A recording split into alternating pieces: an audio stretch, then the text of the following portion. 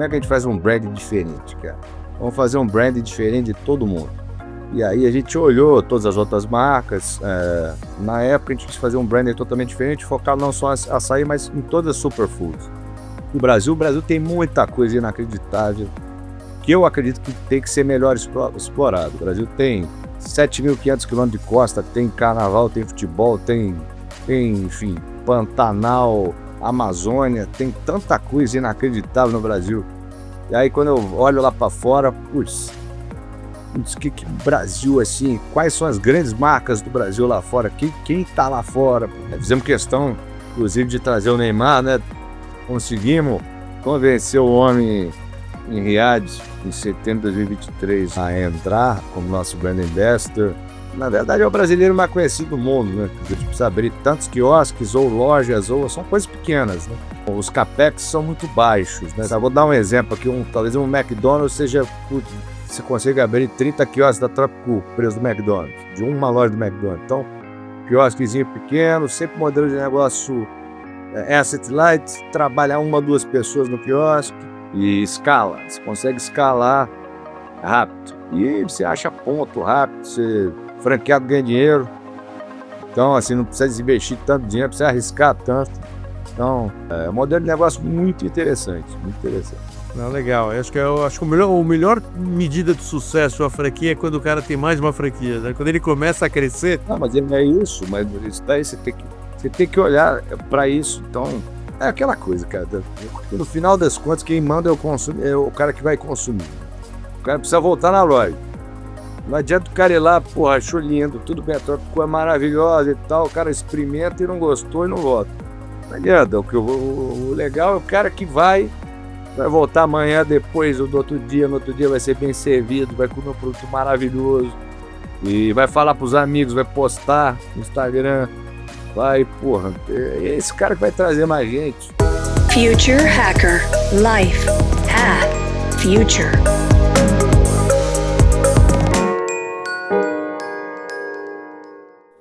Olá, pessoal, tudo bem? De volta aqui ao Future Hacker. Temos hoje um entrevistado muito especial, que é o Caio Nabuco. Ele é empresário carioca e um dos fundadores e CEO da Tropical, que é uma marca internacional de superfoods e açaí presente em mais de 10 países, né?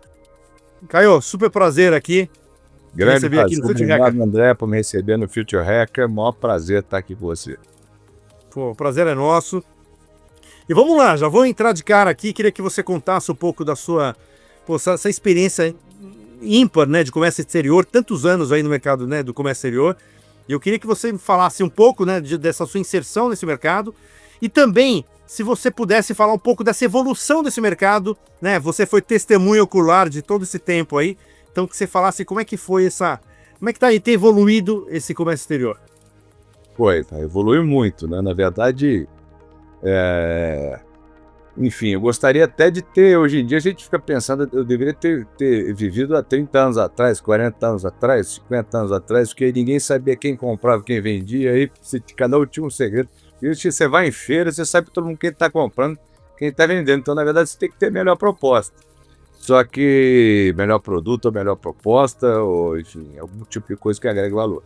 Mas, de qualquer jeito, eu comecei minha carreira sempre...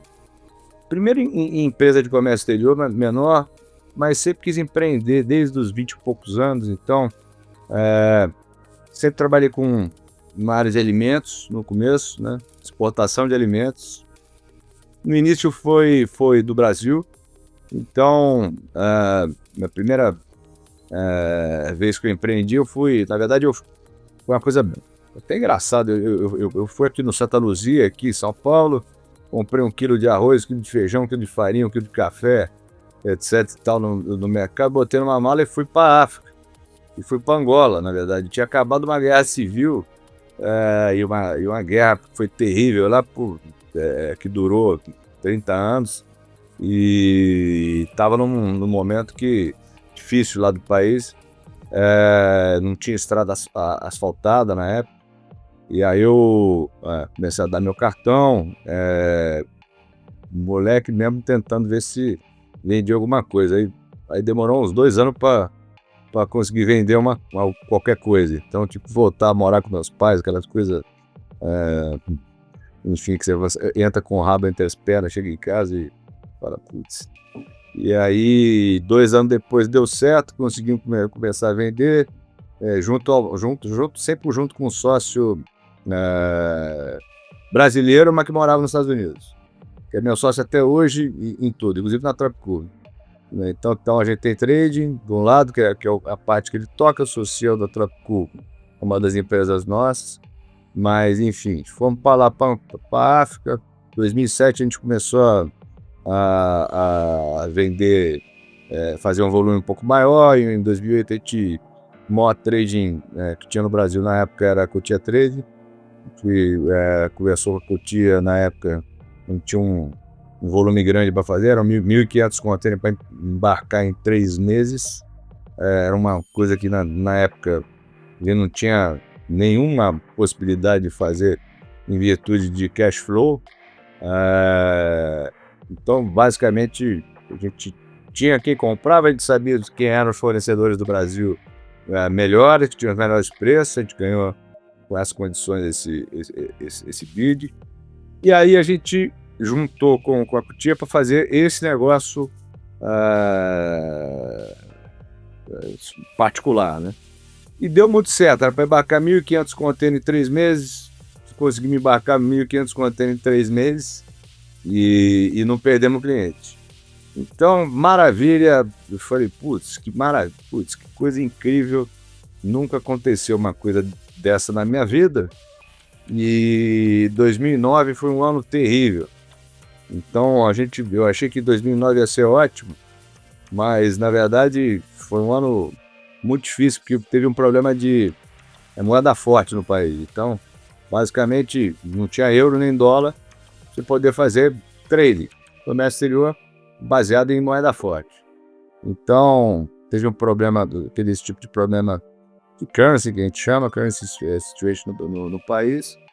E aí a gente, enfim, perdemos um ano inteiro, 2009, tudo que a gente ganhou em 2008, achando que a gente era os bambambam, foi tudo, gastamos tudo, na verdade, basicamente em um ano e meio.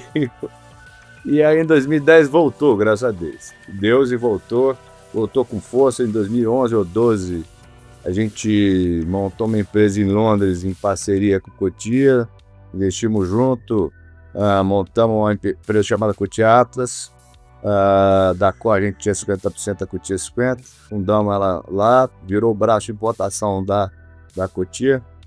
E aí, daí então a gente foi viajando o mundo sempre, percebendo que comércio exterior é um tema complicado, porque muitas vezes, por causa de variação cambial, por causa de aspectos, vamos dizer assim, tem certos países, o Brasil é muito competitivo em muita coisa, mas muita coisa também não é, né? O Brasil é muito competitivo em proteína animal, enfim, em soja, em milho, em outras coisas, mas assim, atum, sardinha, farinha de trigo, massa, quer dizer, tem muita coisa que o Brasil, na época, pelo menos, não tinha competitividade que tinha a Turquia, por exemplo, vou dar um exemplo, que a gente começou então a comprar em vários países do mundo. Então a gente foi viajando o mundo inteiro e desenvolvendo fornecedores no mundo inteiro de certos alimentos. Isso assim, em trade no geral. Em 2014 a gente montou uma marca, depois chamada Dinda, só de alimentos de baixo custo e boa qualidade para a África subsaariana. Então, foi um momento muito interessante na nossa carreira. A gente lançou em Paris em 2014 a Dinda, foi excelente. E a gente foi vendo ao longo desse tempo como é que a coisa foi evoluindo. Então, muito mais concorrência, muito mais gente entrando em certos mercados, até que mais difícil que ninguém ia. A gente foi em mercados realmente que o pessoal não entrava mais, a gente viu que a concorrência crescia. Mas enfim, e fomos evoluindo até chegar em 2018, 19, mais ou menos, a gente começou 18, a gente começou a perceber que tinha um oceano azul aí no mercado para montar a Tropicool, fazer um negócio diferente. E aí foi isso que aconteceu, assim. Não, muito legal. E assim, ô Caio, primeiro assim, a experiência ímpar aí desse mercado, né, de ter percorrido tanta coisa. Eu queria que você falasse o contexto atual, assim, né, dessa guerra que a gente vê comercial, né, lá fora de tarifas, né, etc. Como é que impacta? Quer dizer, você tem hoje um projeto que é global, né, quer dizer, né, uma marca que ela nasceu global praticamente, né?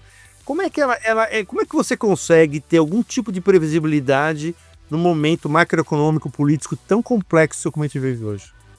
Bom, enfim, como eu disse, você disse sobre a Tropicool em si, né?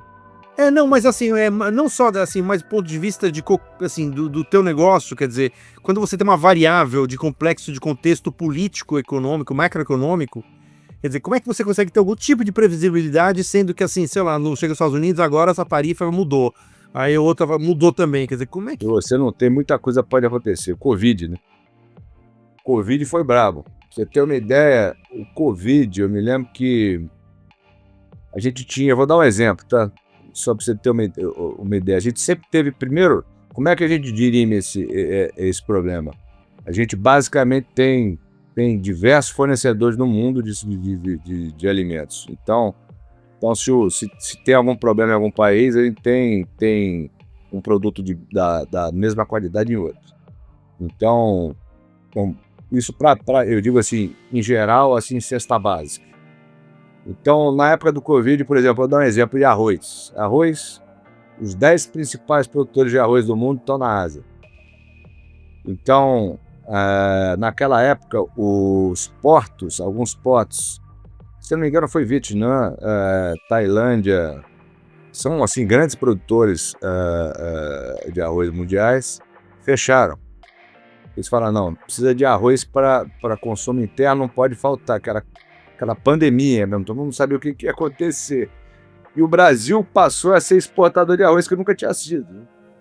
Então, o Brasil, na época, não era um país que tinha muita competitividade contra esse país. E virou um grande exportador de arroz. Eu lembro de ver navios e navios parando lá no porto de Rio Grande do Sul, para carregar arroz do Brasil. Então, quer dizer, o ideal é você ter opções de fornecimento. Perfeito. Plano B, plano C, plano D, né? Você tem que ter... aconteceu várias, você viu? Assim, montadoras, por exemplo, quando teve aquele problema do tsunami no Japão, que destruiu algumas fábricas de autopeças e tal no Japão, várias montadoras tiveram problema. Se eu não me engano, acho que a Nissan, ou uma dessas aí, foi uma das únicas que não teve, porque ela produzia em outros países, não só no Japão. Então, as autopeças. Então, ela deu aquela crescida, foi ali exatamente nessa época do tsunami. Então, acho que você tem um supply chain management bem feito, né? Um gerenciamento supply chain global bem feito, acho que é importante para tudo, né? Perfeito, perfeito. E tem até uma questão engraçada, que assim, eu tive há um mês atrás, acho que uns 2 meses atrás, um amigo meu que estava recebendo um pessoal árabe aqui, que eles estavam indo atrás de comprar empresas de arroz, né, fabricantes de arroz. E aí a gente acho que foi perguntado, né, mas por que você está comprando, né, arroz? Por que você está indo assim? Não, porque a gente quer isso como moeda quase uma, assim, uma vantagem competitiva com a China. Então, assim, a Arábia, né, se eu não me engano, junto com a China, isso entra, é interessante, entra no contexto político, né, de você, né, o produto ali, né. É segurança alimentar, né? Porque ele falou assim, olha, ali eu tendo arroz ali do lado, me ganha um poder de negociação, né, com a China, que eu sei que eles têm que alimentar 1 bilhão e 400 milhões de pessoas. São os maiores, se eu não me engano, a China ainda é o maior produtor do mundo, mas não exporta. Então, todo o consumo é interno, de arroz, por exemplo. Mas você vê, por exemplo, a Índia, vou dar um exemplo, naquela época a Índia girava em torno de $385 a tonelada de arroz, a Tailândia, Vietnã e Paquistão 470 mais ou menos, o Brasil a 570, que $100 mais caro. E aí quando teve a pandemia, meio que se igualou, o Brasil começou a exportar. Perfeito. Bem, e aí vamos falar um pouco da Tropicool, né? Tá levando o açaí para o mundo, né? Acho que você fez uma aliança interessante aí com árabes, né? Usando o Neymar como garoto de propaganda. E como é que tá sendo? Como é que tá essa aventura aí? Como é que tá esse lançamento aí global? Como é que tá saindo? Cara, tá indo muito bem, André. E muito rápido. É engraçado, apesar da gente ter passado por momentos difíceis, né? Porque, na verdade, foi até uma história engraçada. Eu vou puxar um pouco para trás e explicar como é que isso aconteceu. A gente tem 2 sócios árabes que por acaso já eram nossos amigos de 2007, que eles viviam para o Brasil e adoravam tomar açaí no Bibi Sucos, lá no Rio de Janeiro, etc. E aquela coisa de que a gente já está acostumado desde criança, né? De ir tomar açaí e tudo mais. Eles adoravam. Então, um deles, são 2 irmãos, tá? E um deles me pediu para mandar 100 quilos de açaí para Sharjah, perto de Dubai, né? O Emirado do lado de Dubai. E aí eu pedi para minha diretora logística na época, né? Eu falei, vou mandar 100 quilos de açaí aí, de polpa de açaí por Ahmed aí via avião. Ela falou, lógico. Depois, 15 dias depois, ele me liga e fala, Caio, where's my açaí? Eu falei, peraí, não foi de avião isso? Como é que não chegou ainda, né? E aí a gente acabou que eu descobri que parou em Istambul o avião para trocar o gelo seco, porque estava congelado e aí não chegava, não ia chegar bem. E aí eu falei, peraí, isso aí tem que transportar tudo congelado. Como é que isso chega em Dubai quando está 50 e tantos graus? Eu já fui para lá em Dubai. Aquele feels like do iPhone dava 50 e tantos graus de calor em agosto, mais ou menos. Falei, cara, para chegar de Santos, açaí basicamente quem exporta é o Brasil no mundo. Você tem açaí na floresta amazônica, que vai para Colômbia e tudo mais, mas assim, no final das contas, o exportador mundial de açaí é o Brasil. Então, na minha cabeça, de cara, já veio logística, né? Porque supply chain management, que é o que eu sempre fiz. Então, basicamente, como é que um container de 40 pés sai de Santos, demora 35 dias para Jebel Ali, que é o porto lá dos Emirados, de Dubai, no caso. Aí, tem que descarregar num caminhão congelado, aí vai para um estoque congelado, aí vai para caminhãozinho congelado, depois o franqueado precisa ter freezer nas lojas, depois descongelar aquilo para congelar de novo.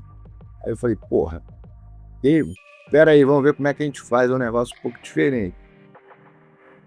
E aí em 2018 eu estava indo para um curso em Harvard, que por acaso um dos meus sócios, o Maurício, meu sócio, e o Mo Altani, que é o outro sócio, estava indo também by chances, por acaso.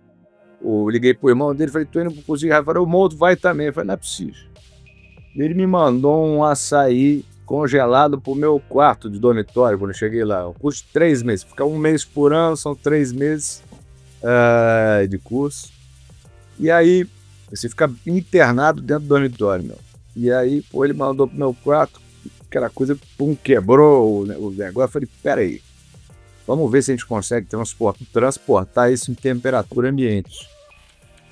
E aí, procuramos, conseguimos. Agora, isso é número 1, logística, resolvemos. Agora vamos resolver, podemos mandar um container normal. Agora vamos resolver a parte agora de branding. Como é que a gente faz um brand diferente, cara? Vamos fazer um brand diferente de todo mundo. E aí a gente olhou todas as outras marcas. Na época a gente quis fazer um brand totalmente diferente, focar não só em açaí, mas em todas as superfoods. O Brasil tem muita coisa inacreditável que eu acredito que tem que ser melhor explorado. O Brasil tem 7.500 quilômetros de costa, tem carnaval, tem futebol, tem enfim, Pantanal, Amazônia, tem tanta coisa inacreditável no Brasil. E aí quando eu olho lá para fora, putz, que Brasil assim, quais são as grandes marcas do Brasil lá fora? Quem tá lá fora? Eu vejo assim bastante Havaianas, que eu sou muito fã, e ultimamente algumas marcas de açaí que estão entrando. Não tenho visto tanta coisa assim na parte de retail, tá? Na parte de retail. Enfim, aí foi basicamente assim. A gente pegou uma empresa americana de branding chamada Rec, lá em Washington DC, que fez a Sweet Green, que é uma empresa de salada que deu muito certo nos Estados Unidos. Fez a Cava de comida mediterrânea, também é um unicórnio lá. E outras marcas falou, vamos fazer o brand. Quem fez o Burger King, quem fez o McDonald's, o Pizza Hut, o Domino's, etc e tal, foi a turma lá, vamos ver como é que funciona lá. E vamos abrir lá em Dubai. Só que aí a gente abriu a primeira aula, deu tudo certo e tinha que ter uma perda de sustentabilidade por trás. A gente falou, pô, vamos fazer, como é que a gente vai fazer? Então a gente juntou com a SOS Amazônia, que estava começando em 2019 o projeto no Acre de reflorestamento da Amazônia. Então, juntamos com eles e a cada 10 que a gente vende no mundo, 10 litros, plantamos uma árvore lá. E foi assim que a gente começou. E aí, primeira loja, Dubai Mall. Vamos no maior shopping do mundo, eles moram ali perto de Dubai, nossos sócios. Vamos começar lá fora e fazer uma marca global. E aí, abrimos em fevereiro de 2020, que foi um momento muito difícil, porque em março fechou o shopping, entrou o Covid. Ninguém sabia disso. Então a gente passou por isso. A gente deu uma sorte que os hotéis ainda estavam um pouco abertos lá em Dubai, muita gente já vacinada e tudo mais, então a gente conseguiu colocar nos hotéis, assim, nos grandes hotéis 5 estrelas lá, vários assim, Four Seasons, Caesars Palace, Bulgari, Anantara, Ritz-Carlton, colocamos em vários, assim, no modelo que a gente via muito no passado a Nestlé fazer do Nespresso, colocava e vendia o produto. Então a gente começou assim, aí quando abriu a gente começou a expandir para outros países, agora a gente está em 12, eu acredito. 12 países e com bastante loja para abrir. E, enfim, mas assim, foi um processo aí que... Mas é legal que foi construído, né? Quer dizer, não teve nada, né? Você teve que, né, ponto a ponto, né? Não, o quê? Todo dia a gente tinha que pensar alguma coisa. Peraí, como é que a gente vai resolver isso aqui? Porque fechou o shopping aqui, temos que trocar para lá, vamos sair por lá de fora. Enfim, foi um processo difícil, mas assim, desafiador, e tudo que você gosta de fazer, não adianta. Tudo que a gente gosta, que a gente realmente acredita, eu acho que dá muito certo. É um ponto cru você teve que fazer ali, né? Ponto a ponto, né? Caio, como é que você consegue garantir, assim, é uma marca global, né? Quer dizer que ela já nasce, né? Mas como ela consegue ter ainda uma cultura local, mesmo ela sendo globalizada? Como é que você pega, assim, as pessoas, vamos supor, franquia, então você pega um franqueado local ali, que ele é o master franqueado, como é que é a estratégia de expansão? A gente focou muito a gente colocou muito a Tropicool como o Brasil, assim, tipo, quer dizer, tem muito essa coisa de sustentabilidade, as lojas da Tropicool tem muito dessa coisa de árvore, de Amazônia, de tudo mais por trás. Fizemos questão, inclusive, de trazer o Neymar, né? Conseguimos convencer o homem em Riad, em setembro de 2023, a entrar como nosso brand ambassador. O cara, na verdade, é o brasileiro mais conhecido do mundo, né? Quer dizer, você tem 230 milhões de seguidores no Instagram, é mais do que a população do Brasil, talvez, se eu não me engano. Mas é impressionante o tanto de gente que conhece ele. E E, enfim, foi um projeto que foi difícil de convencer, conversamos bastante, mas eles são assim, nota 1000 porra, aceitaram, falam, pô, esses caras estão começando, mas esses caras vão longe, então vamos junto com ele. Então, isso aí foi ótimo. Legal. E assim, e hoje o produto tá muito associado a ele, né? Com a característica, né? Vem a foto dele, né?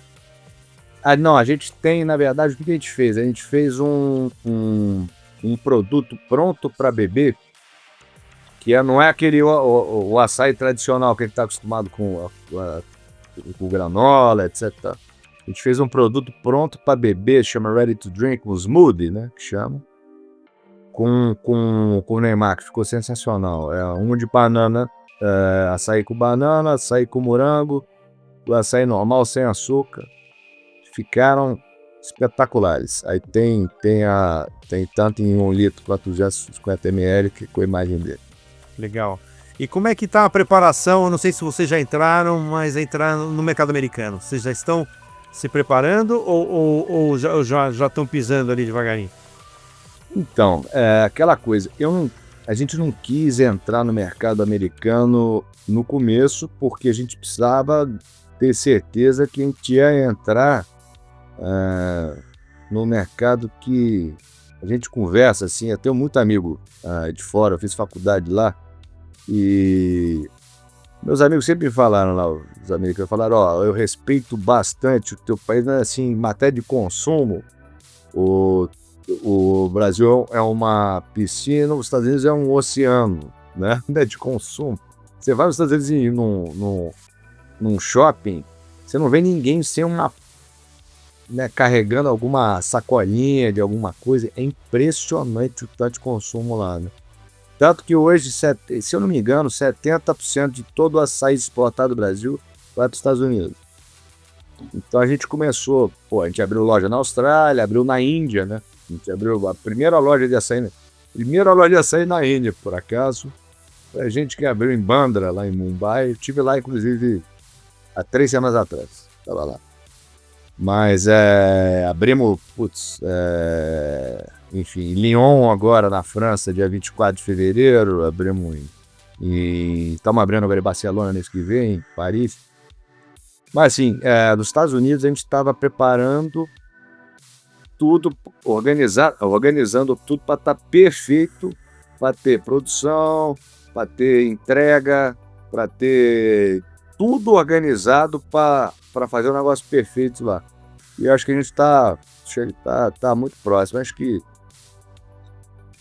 vamos chutar segundo semestre, a gente vai ter uma loja lá, pode ser. E é o mercado, é o que você falou, o mercado pujante, né? O mercado que não dá para entrar pequeno, né? Você tem que Não. O mercado americano não, é que assim, lá eles têm dinheiro e competência. Quer dizer, Não, então, assim, impressionante. essa é a competição que você tem lá. O Né? americano é inacreditável. Isso, basta ver todas essas marcas que eu falei, né? Você vê pro McDonald's, o Burger King, o Pizza Hut, Domino's, Subway. Tem tanta marca de sucesso que eles construíram, né? De quick service, falando desse tipo de restaurante, de restaurante de fast food, né?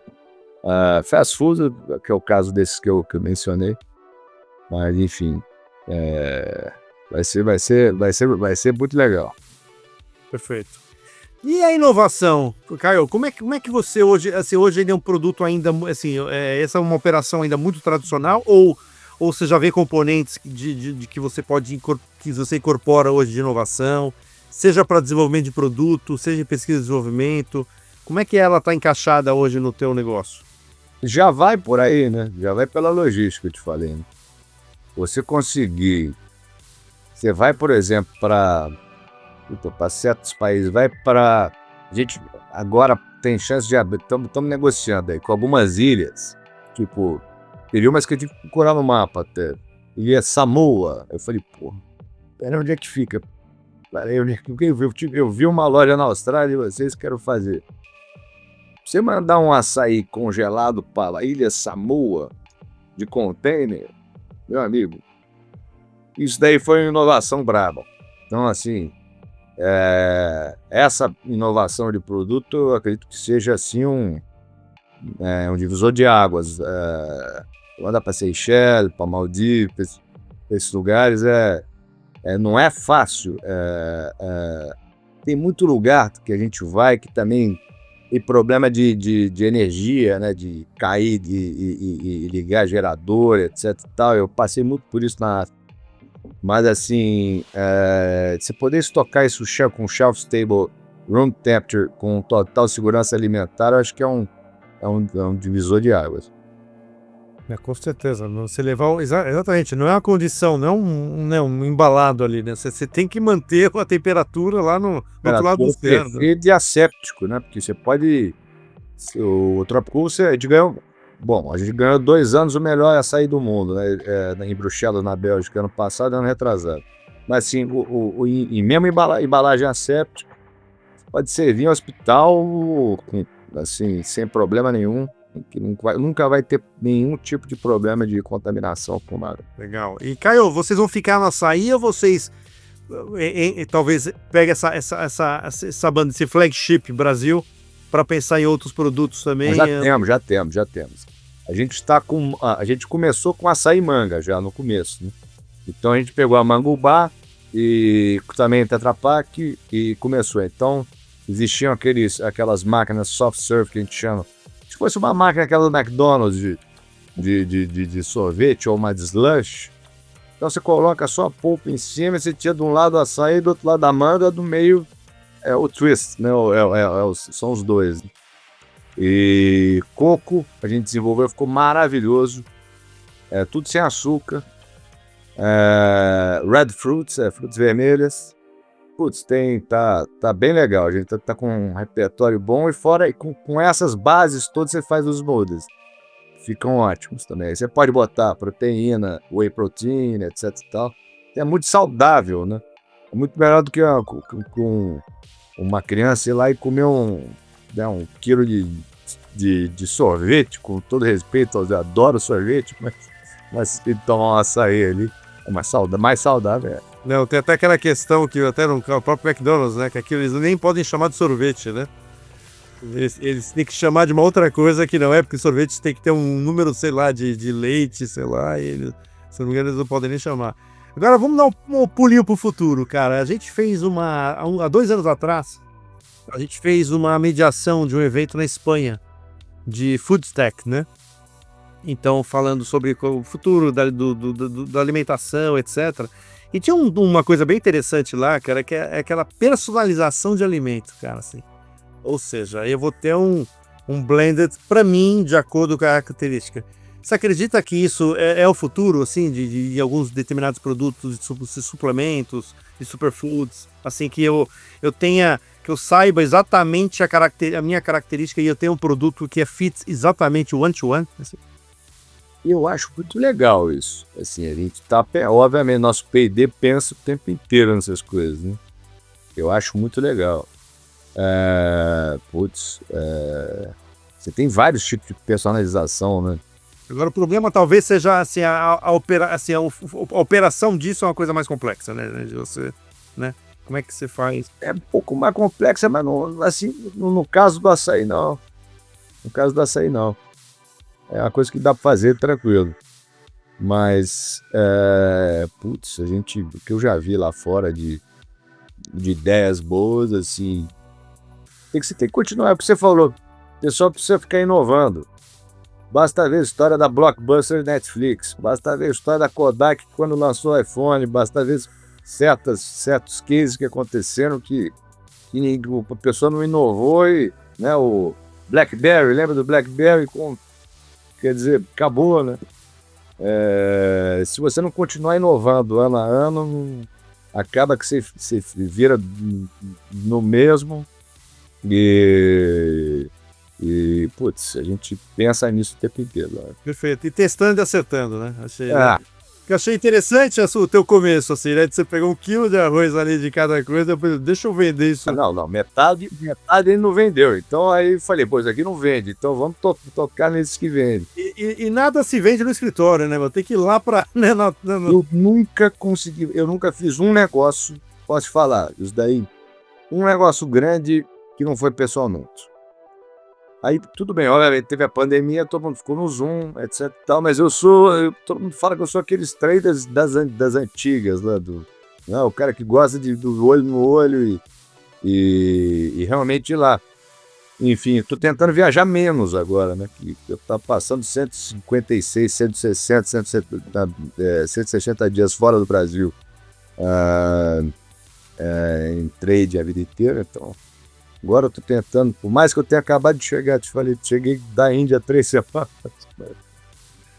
E Caio, onde fica o head office da Tropicool? Fica no Aqui em Brasil? São Paulo. Em São Paulo mesmo? Aqui É. que você tá pro mundo aqui. Aqui em E São aí você tem, e aí tem as suas, né, os seus centros de distribuição aí daí pro mundo afora, né? Depois a gente tem distribuidores, né, no mundo inteiro, e aí eles vão lá, às vezes o franqueado é distribuidor, às vezes ele tem um distribuidor que atende ao franqueado e aos hotéis, ao Horeca, etc e tal. E a gente tem um timaço em São Paulo que toca operacional, logística, marketing, financeiro, comercial, etc e tal, que arrebenta. E o próximo passo é esse, né? Quer dizer, você consolidar, você está hoje em 12 países, a meta, vocês têm uma meta ambiciosa de... Por aí, depois eu preciso contar, porque acabou de entrar agora, acho que Tailândia e Filipinas, a gente precisa contar depois quantos que a gente está entrando, mas o projeto de expansão é muito bem delineado, né? Quer dizer, cada país a gente tem lá a gente precisa abrir tantos quiosques ou lojas, ou são coisas pequenas, né?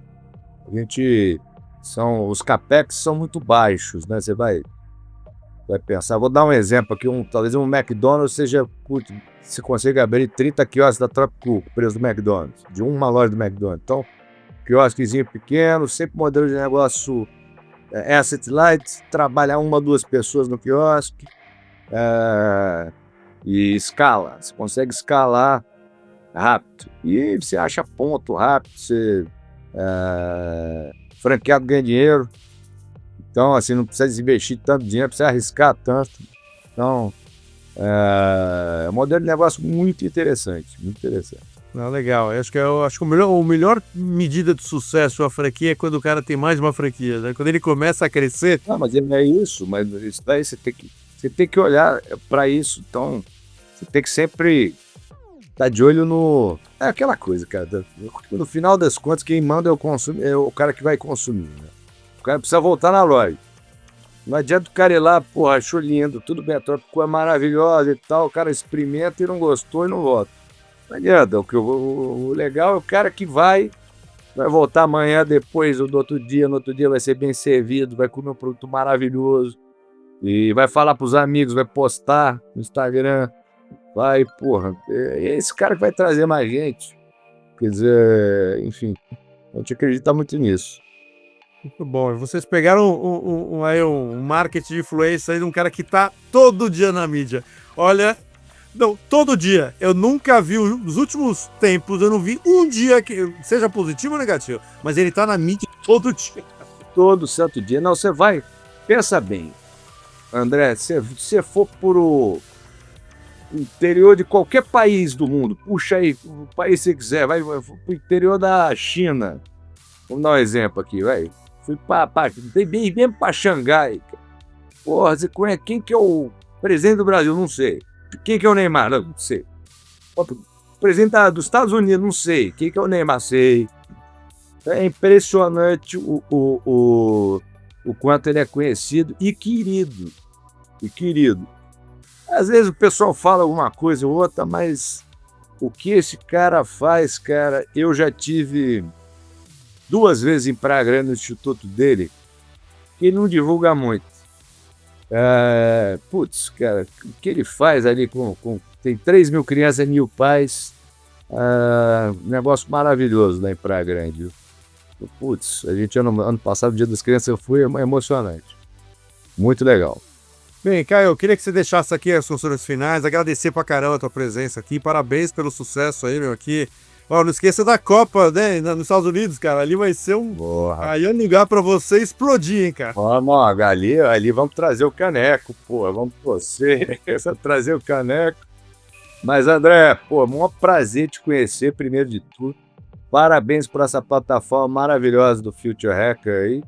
E obrigado por você ter me convidado. Eu ter pelo menos falado um pouquinho aqui da história da minha história pessoal e da Tracur. É um prazer, cara. É legal, porque assim, comércio exterior foi uma coisa que a gente já, olha, já falamos de tudo. É um mercado que a gente ainda não pisou e é um prazer aí ter você aí estreando um pouco essa discussão sobre esse mercado maravilhoso aí, o mercado de comércio exterior. Legal. Obrigado, André. Obrigado, Caio. Um abraço. Pessoal, Caio Nabuco aqui no Future Hacker. Valeu, pessoal. Obrigado. Future Hacker. Life. Path. Future.